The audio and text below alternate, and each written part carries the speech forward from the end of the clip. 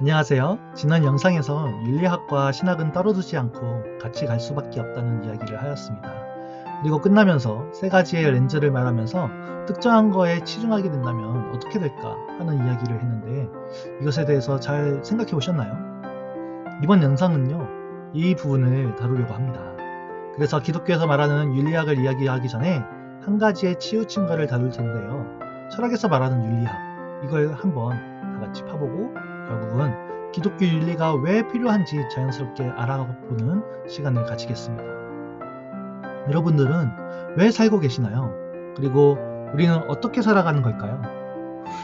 그리고 어떻게 살아야 할까요? 이 질문은 정말로 오래됐습니다. 인간들이 가지고 있는 근본적인 질문이죠.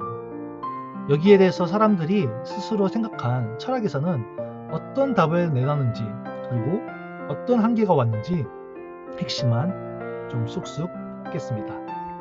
윤리학의 큰 그림을 말하자면요. 먼저 윤리학의 종류, 그리고 윤리학의 판단 기준, 그리고 윤리학의 역사적인 흐름으로 나눠서 말해야 합니다. 그럼 일단 윤리학의 종류부터 가볍게 짚어볼까요? 윤리학을 나눌 때 기술윤리학, 규범윤리학, 메타윤리학 이렇게 세 가지로 나눕니다. 먼저 기술윤리학은요, 기술하다라고 하는 말 그대로 사람들이 진짜로 어떻게 행동하는지 이걸 그냥 보는 겁니다. 관찰하듯이. 그러니까 특정 문화에서는 어떤 도덕적인 관습이 있더라, 이걸 묘사하는 거예요. 약간 인류학 같은 느낌도 있고요. 그리고 규범윤리학은 우리가 마땅히 이렇게 해야 된다, 어떤 보편적인 원칙을 찾는 거예요. 우리가 보통 윤리학 하면 떠오르는 게 이거일 겁니다. 선이란 뭘까? 그리고 뭘 해야 옳은 것일까?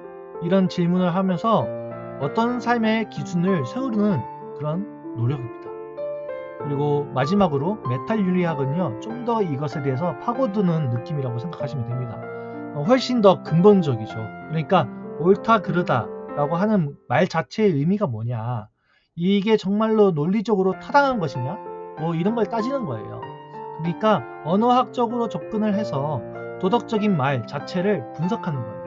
그래서 이게 말이 되는 소리인가? 이런 걸 하면서 단어의 뿌리까지 캐고 들어가는 거죠.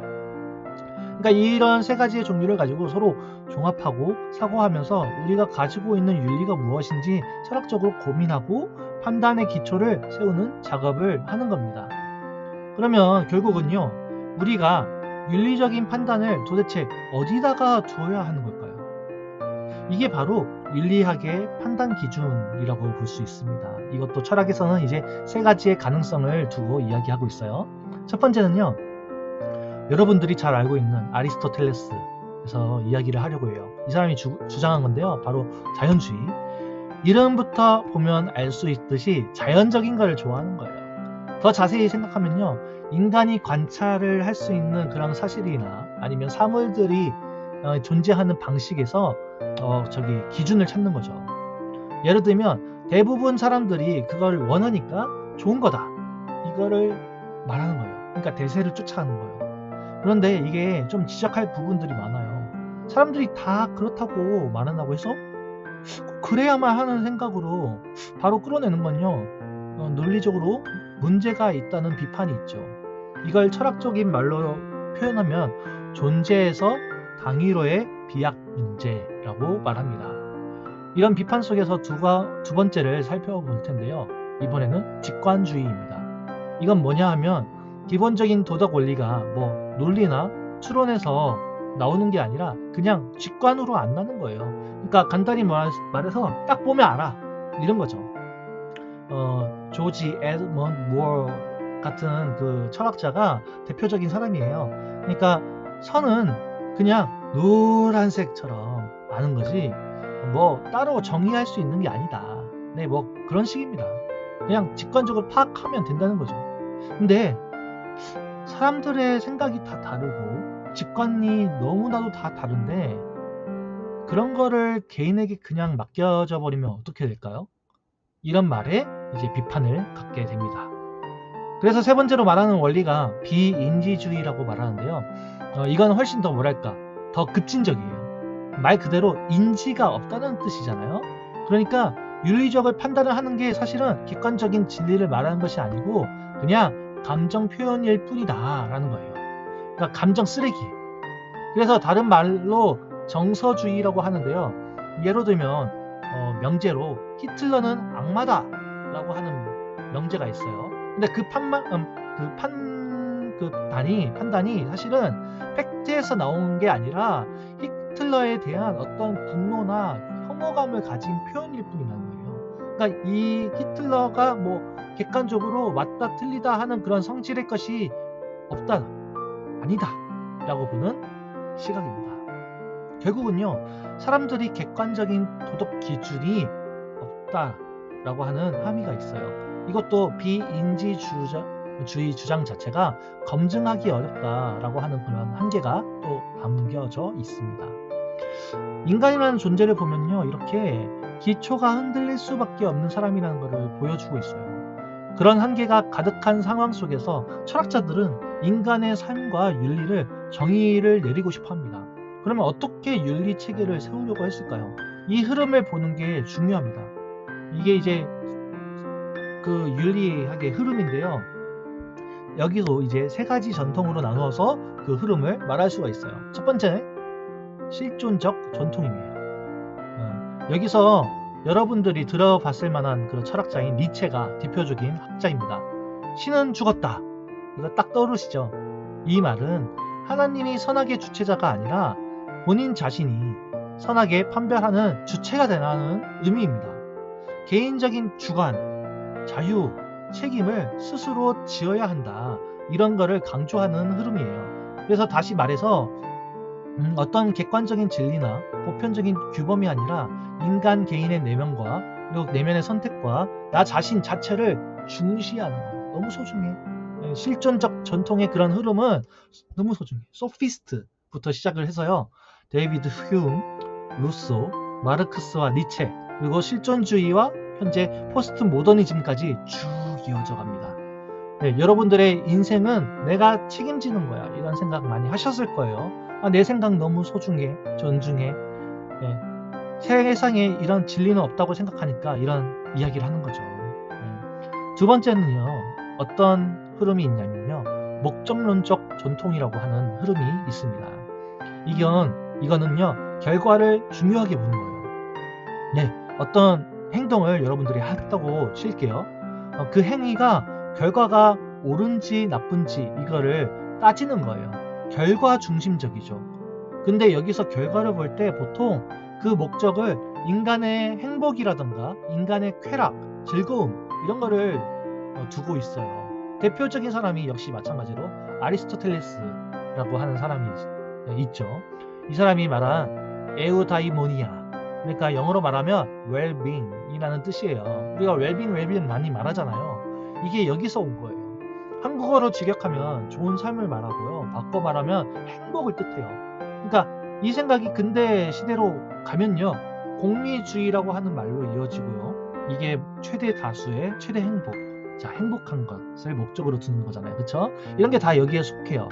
목적론적인 그런 전통의 흐름은요, 고대 에피쿠로스 학파, 내가 행복하면, 내가 즐거우면 돼, 학파부터 아리스토텔레스, 공리주의, 그리고 실용주의까지 이르게 되는 거예요.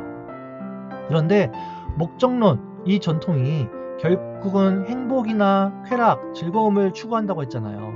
이게 참 쾌락주의의 역설이라고 하는 말이 있는데요. 이 말은요, 내가 행복을 직접 추구하면 오히려 멀어진다는 거예요. 이게 참 아이러니한데요. 왜 그럴까요?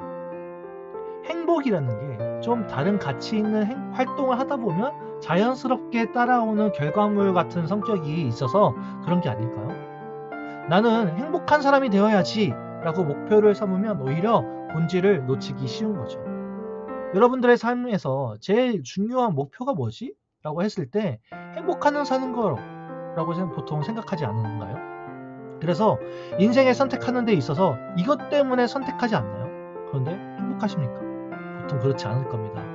뭔가 본질을 놓쳤다는 의미죠. 자, 그럼 마지막 세 번째 전통은요, 의무론적 전통이라고 합니다. 이 흐름은요, 대표적으로 칸트라고 하는 사람이 있습니다. 자, 인간은 결국은 전 세계적으로 공통된 게 있다라는 거예요. 그래서 그 인간이 살고 있는 세상에서 공통되고 보편적인 의무라던가 규범을 따라야 한다는 것을 강조해요. 그래서 의무. 그래서 의무론적인 전통의 역사를 쭉 살펴보면요, 플라톤의 이데아부터 시작해서 스토아 학파를 거쳐서 칸트에서 정점을 탁 찍고요, 무어와 이제 프리처드까지 이어집니다. 그러니까 결국은요, 칸트의 정언 명령이 핵심인데요, 이거는요, 어떤 조건에도 상관없이 무조건 너 따라야 해 라고 하는 것이 보편적인 도덕 법칙이 있다는 거예요. 이거는 우리 이성으로 알 수 있다라고 본 거죠. 그러니까 내 의지에 정말 유명한 말을 하거든요. 내 의지의 준칙이 언제나 그리고 동시에 보편적 입법의 원리가 될 수 있도록 행하라. 참 멋진 말이죠. 그런데 사람들이 보기에는 너무 이상적이고 엄격하게 느껴지기도 하는데요. 모든 상황이 예외 없이 좀 적용하기에는 어렵지 않을까요? 바로 그런 시점에서 비판이 나옵니다. 너무 경직되어 있다는 거죠. 네. 이렇게 보면 세 가지의 전통이 각자의 나름 설득력이 있어 보이지 않습니까? 근데 또 다르게 얘기하면요, 이 세 가지의 전통은요, 저마다의 이유로 비판할 거리가 있고 한계가 있다는 거예요. 자, 근데 이 세 가지의 결정적인 한계가 뭐냐면요, 방금 얘기했던 이 세 가지의 관점, 그러니까 규범, 의무, 목적, 이 쉽게 말해서 행복이라던가 내면이라던가 실존, 이 세 가지의 축을 하나로 통합하지 못한다는 겁니다. 어느 한쪽에 좀 치우친다거나 아니면 서로 막 충돌해가지고 인간에게는 결국 한계가 있고 통합이 불가능하다는 결론에 이르게 되죠. 결국은 왜 내가 윤리적으로 살아야 하지? 하는 질문에 답을 내리려고 해도 다시 나는 뭘 좋아한다고 생각하는가? 이런 주관적인 문제로 그냥 돌아가 버리는 그런 순환 논리에 빠져버려요. 인간의 이성이나 경험의 안에서만 답을 찾으려고 하니까 뭐랄까, 막다른 길에 부딪히는 거 아닐까? 이런 분석을 내놓는 겁니다. 그 말은요, 인간 너머의 어떤 기준점이 없이는 불가능하다, 이런 이야기로 연결될 수밖에 없습니다. 그래서 대안으로 기독교 윤리학이 필요할 수밖에 없다는 겁니다. 심지어 기독교인이 아닌 윤리학자들조차 이 도덕적인 주장의 정당성을 확보하기 위해서는요, 근본적인 종교적인 원리가 필요하다는 것을 다 인정해요. 아무도 통합하지 못했던 규범과 목적과 그리고 실존을 묶으려면요, 어떤 초월적인 존재가 필요하다는 거예요. 그 초월적인 존재가 바로 서양 학자들이 얘기하는 것은 하느님이죠. 하느님 안에서 통합될 수 있다는 말이죠. 왜일까요? 이것을 세 가지의 관점에서 우리가 한번 더 볼게요. 먼저 규범. 규범은요, 하나님께서 윤리의 기준이신 법을 선포하십니다. 하나님께서 계명은요, 말하신 그 계명은요, 인간이 따라야 할 그 절대적인 규범이라는 거예요. 그러면서 목적으로 갈게요. 목적론적으로 가볼게요. 인간을 하나님께서 그 법에 순종하게 만드시면서 인간은 순종하면서 그 행복을 추구하도록 창조하셨습니다. 그러니까 인간의 제일 궁극적인 목적은요, 하나님 안에서 진정한 행복을 발견하는 거죠. 자, 다시 이제 실존적인 목적 먼저 했으니까 실존적인 그 관점에서 볼게요. 실존. 그러니까 인간의 존재 이유랑 연결이 돼요. 하나님께서 만드신 그 실존은요, 창조주의 마음에 합한 선에 충만한 그 수준에 이를 때 하나님의, 그리고 규범적인 거, 하나님의 율법이 으뜸된 기쁨이라는 것을 발견하도록 고안이 된 거예요. 실존적인 게. 인간의 내적 성품과 자아실현도 전부 다 하나님의 뜻 안에서 온전해집니다. 이게 세 가지가 다 통합이 되죠. 오늘 이렇게 철학적인 윤리학의 여정을 쭉 함께 살펴보았는데요. 여러분들의 인생에서도 항상 물어본 질문이 아닐까 생각해 봅니다. 어떻게 살 것인가? 이것에 대해서 정말 다시 한번 무겁게 다가오지 않을까요? 정말로 어떻게 살까? 이것을 나만의 생각으로 아니면 여러 가지 다른 사람의 생각으로 참 다양한 길이 있었고 그 중에서 그러면 될 거라고 생각했지만 한계가 완벽할 수밖에 없는 그런 벽이 있었다는 겁니다. 그러니까 완벽한 답을 찾기가 여러분들은 쉽지 않았을 거예요. 오늘 들으시면서 이게 혹시 나의 길이라고 생각하면서 공감도 하셨을 거고 이런 길도 있었네 하면서 흥미로운 부분도 있었을 것 같은데요.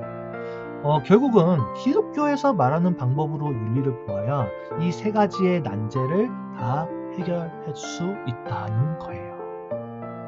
우리가 지금까지 살펴본 내용 자체가 굉장히 중요한 질문을 던져준다고 생각해요.